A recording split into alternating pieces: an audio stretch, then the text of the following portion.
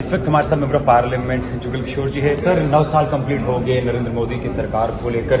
आज यहाँ पे कार्यक्रम हुआ, एक प्रेजेंटेशन हुई, क्या कुछ समझ लगी कि पूरे इस 9 साल के कार्यक्रम में? देश के प्रधानमंत्री नरेंद्र भाई मोदी जी को सरकार बनाए 9 साल पूरे हुए हैं और इन 9 सालों में वो ऐतिहासिक और साहसिक कार्य हुए हैं जो पिछले 17 वर्षों में नहीं हुए थे।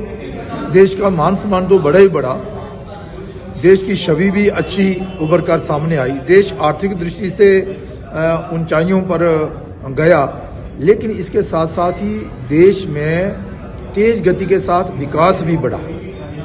वो कार्य जो कभी हमने सोचे भी नहीं थे, वो सारे कार्य हुए हैं। मोदी जी का जो नारा था सबका साथ सबका विकास, वो भी कारगर सिद्ध हुआ। मैं अगर जम्मू कश्मीर की ही बात करूं तो आप देखें जम्मू कश्मीर में भी विकास तेज गति के साथ आगे बढ़ रहा है।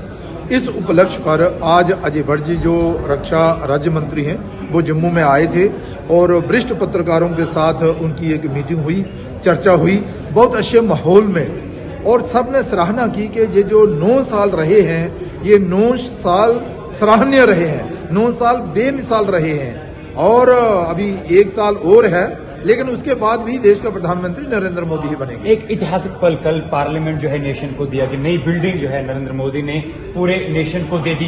एक प्राउड मोमेंट थी पूरे देश के 70 वर्षों के बाद, सही कहा आपने, 70 वर्षों के बाद अंग्रेजों क्योंकि अंग्रेजों द्वारा बनाई गई संसद भवन में ही आज तक सारे कार्य जो हो रहे थे, लेकिन वहां पर सुविधाओं की बड़ी कमी थी, परेशानियां होती थी, दुविधाएं थी, लेकिन सारे चाहते थे, देश का नागरिक चाहता था, जो पहले सरकार में रहे वो भी चाहते थे, एक अच्छी भव्य इमारत संसद भवन जो है वो अपना होना चाहिए, लेकिन किसी ने हिम्मत नहीं दिखाई।